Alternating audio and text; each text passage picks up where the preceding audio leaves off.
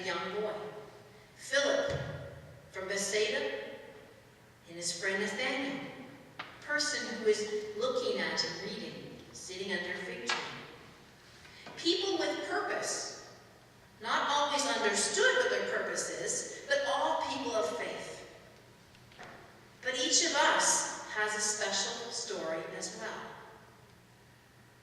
Just think about your story in faith, because God speaks to us all. And maybe we might even think about when God first spoke to each one of us.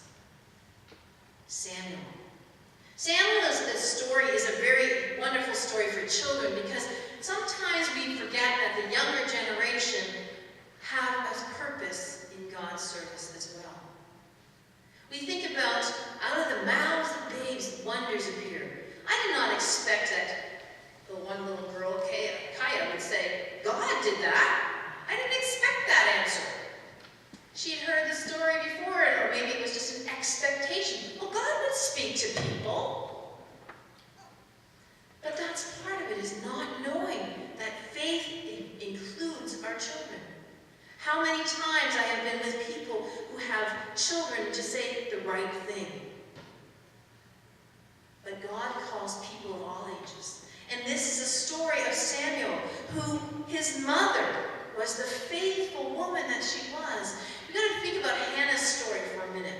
Hannah was married to Elkanah, but he was also married to Penina. He had 2 wives. That was socially acceptable back then. Part of the reason was that Hannah could not bear children. And Penina, she had lots. But the only difference was Elkanah really loved Hannah. And how he showed it? He gave her double portions of meat. Meat. That's different today. We watch our red meat TV. But anyway, Elkanah loved Hannah. But he was sad. Every year they would go up to the synagogue and to the temple and pray and pray and pray. And Hannah's prayer was always the same.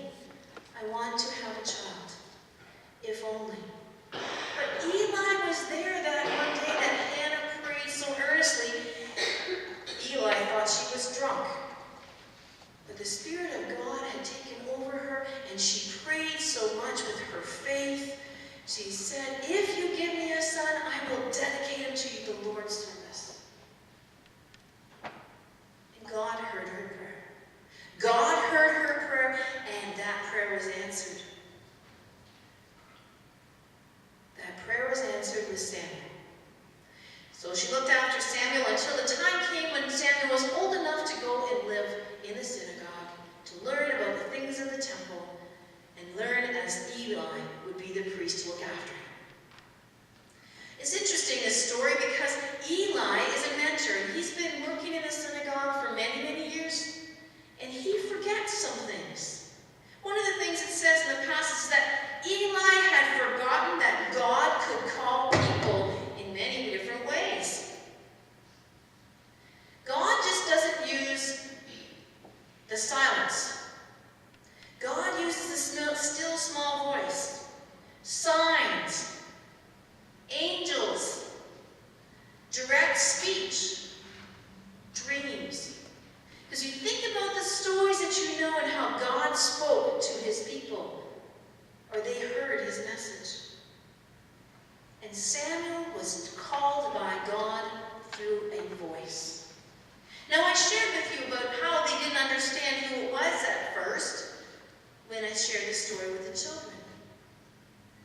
They didn't understand until Eli said, wow, this is an amazing thing. God is speaking to this child.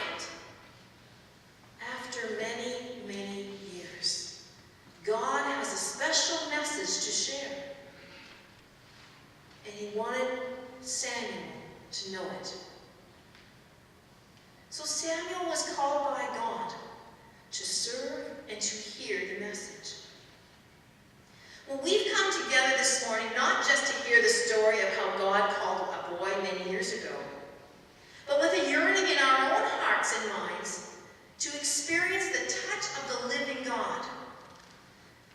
We come to get away from what's been going on these past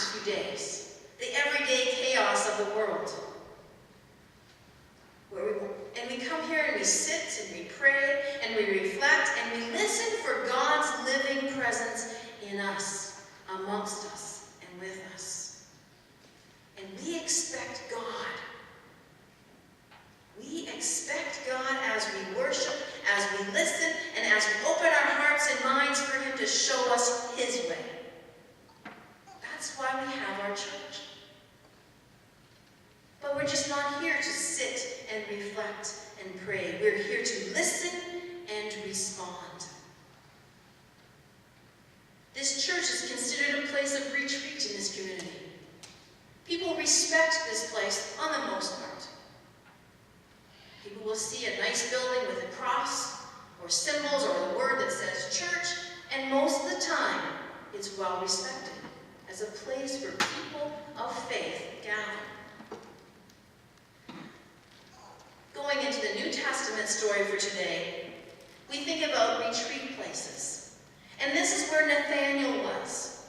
Nathaniel was sitting and reading, and sitting quietly by himself. He was under a large tree, a fig tree. Fig trees were very large, 15 feet by 25 feet across. And here he was reading under the shade of the tree. You gotta remember how hot this place would be. So he was seeking shelter, reading under the tree, and looking for God's living presence in his life. Suddenly, his quiet reflection time is bothered. Philip comes up to him and says, "We have found the one, Moses. No, that one Moses talked about? We have found the one. Jesus, the son of Joseph. Jesus of Nazareth? What good can come out of Nazareth? Nobody worthwhile comes from there." But then Philip says words to Nathaniel that changes his life forever. "Come and see." Come and see. So as the two friends are walking, they come closer to Jesus, and Jesus says, "Here's a true Israelite hiding nothing." And Nathaniel says, "What do you mean? How do you know me?" Jesus knew that Nathaniel had been reading and reflecting as he was accustomed for all the people at the time who could do so. Nathaniel had declared him to be Rabbi, Son of God. He knew the one was to come, and here he was, face to face with Jesus. He calls him teacher. He calls him Son of God. He calls him King of Israel because of what Jesus had said to him. What did Jesus say that was so profound? Jesus says, "You believe because I told you I saw you under there and you were doing as I had asked you to do, that is, reflect and pray about your faith, your life with me. Because of this, you shall see heaven open up, and the angels of God will ascend and descend to the Son of Man. Because of this, you have answered the call." Nathanael came to believe fairly quickly who this man was standing in front of him. He knew of the promised one to come, and he sees him face to face because Jesus knew him. Jesus knew him. Come and see. That's all the invitation it took for Philip to Nathanael. Come and see this man. Jesus knew him. Nathanael believed.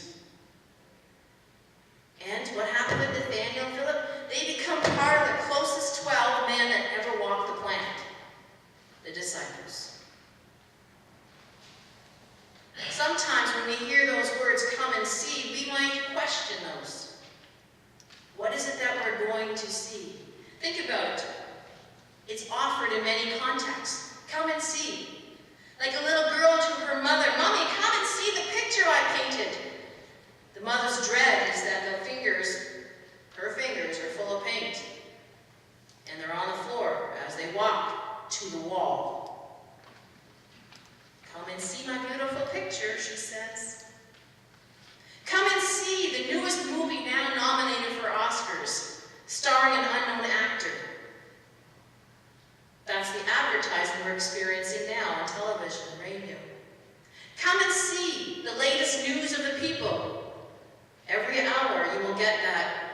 This is the latest story. This is the latest update. So you can come and see what it is we're talking about. Come and see.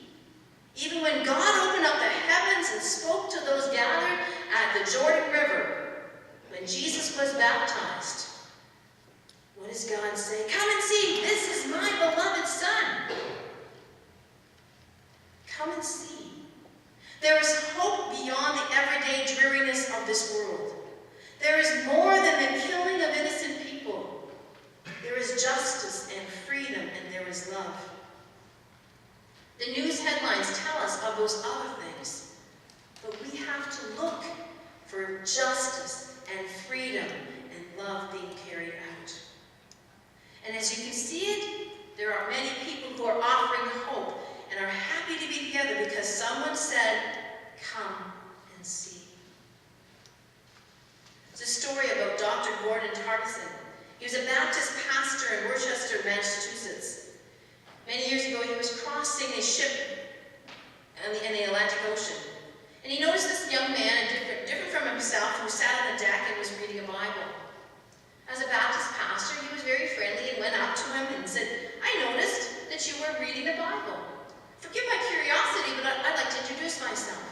I'm a Baptist pastor, and I just want to talk with you. We share something in common. You read the Bible, and so do I. Introductions were made, and the other man said, I'm a Filipino. I was born into a good Catholic home, studied in the United States, intending to become a lawyer. But my first day at the school, a fellow student dropped by to visit. He welcomed me and offered me any help. I asked where the church that I went to as a child, similar kind of experience, denominational-wise, Catholic. He wanted to know where it was, and so he told me. It was quite a distance away. But he sat down and he drew me a map. I thanked him and he left. The following Sunday, when after meeting that new friend, it was raining quite heavily, and I was going to skip church because it was a torrential downpour, but there was a knock on my door. This new friend came in and held 2 umbrellas. He said, you might not be able to read my map, and while I'm here now, why don't I go with you? Here, take my umbrella. I'll escort you to your church. So this Filipino man got dressed, thinking all the while that was unusually pleasant, this man, how wonderful he was. And he wondered which church that he belonged to. So he asked, which church do you go as you're walking along down the street? He said, well, his church was just around the corner, and because it was pouring rain, this Filipino man said, well, I'll just go to your church, and maybe next week we'll go to my own church. They agreed. This Filipino man went into that first church, the church of his friend, and he never left. He loved the people so much, he stayed. And the story is that this particular Filipino man went on to become a pastor, not going to become a lawyer. He went on to become a pastor, was ordained as a minister, and then he set many different records and understandings of who God was in his life. And he returned to the Philippines and became the Bishop of Valencia, the Bishop of the Methodist Church in the Philippines, all because a friend brought a second umbrella. He was called to serve in a different way. All he did was say, come and see. Life changes us when we're invited to go along with another person. When we are called to come and see. Think of the shepherds. Let's go see this thing that has happened. Yeah, let's come and go to see. Their life changed. What about you? How easy is it to carry a second umbrella, bring a second cup of coffee, or even say hello? Philip said to his friend, come and see, so we may serve together. This is Jesus, the one you've been waiting for. Today, I invite you to come and see Jesus. He knows you. He knows what you did before you came here this morning. He knows everything about you. And he calls you to join in faith.